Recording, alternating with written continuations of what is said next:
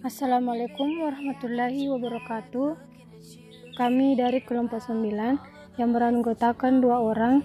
Yang pertama Humaira, saya sendiri. Yang kedua Umi Hayati. Baik, materi yang saya bawakan yaitu perkembangan kurikulum IPS di tingkat pendidikan dasar dan menengah 2. Baik, materi pertama yaitu pendidikan kurikulum IPS tahun 1984.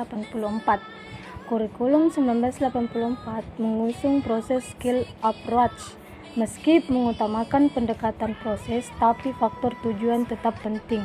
Kurikulum IPS 1984 pada hakikatnya menyempurnakan atau memperbaiki kelemahan-kelemahan kurikulum 1975 ditinjau dari segi pendekatan atau metodologi pembelajaran. Kurikulum IPS 1975 dan 1984 menggunakan pendekatan integratif untuk IPS sekolah dasar.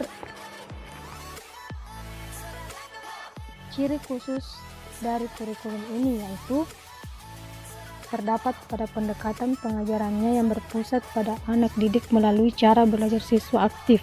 Materi pelajaran diberikan dengan konsep spiral yang artinya semakin tinggi kelas semakin dalam dan luas pula materi pelajarannya.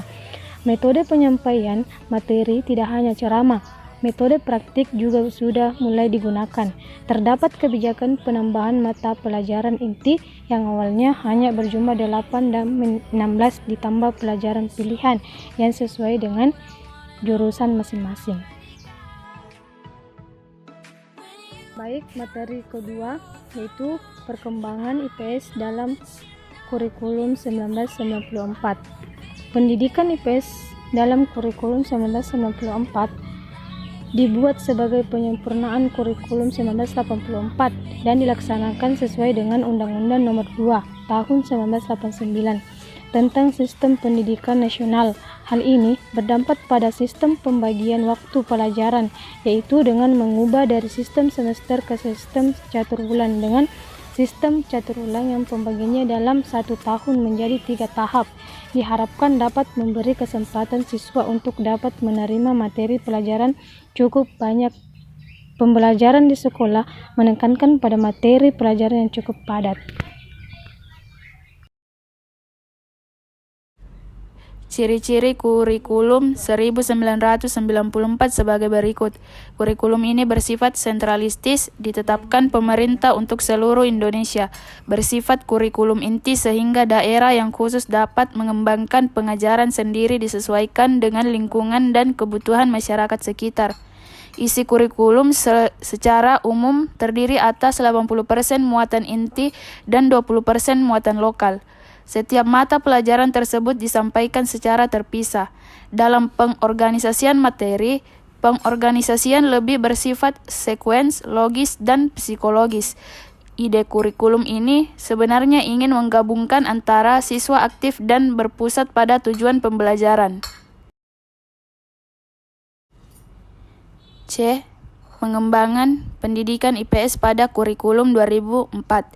Pada tahun 2004, pemerintah kembali melakukan perubahan kurikulum yang dikenal dengan kurikulum berbasis kompetensi atau KBK.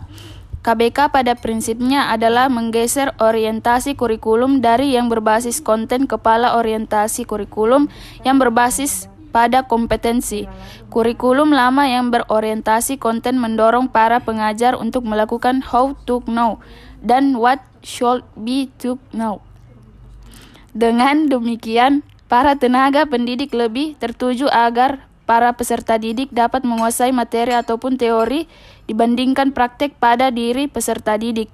Berbeda dengan KBK yang mana berorientasi pada kompetensi yang mana menuntut para pendidik tidak hanya melakukan how to do dan what to dosen sehingga para peserta didik dapat tahu apa dan melakukan apa.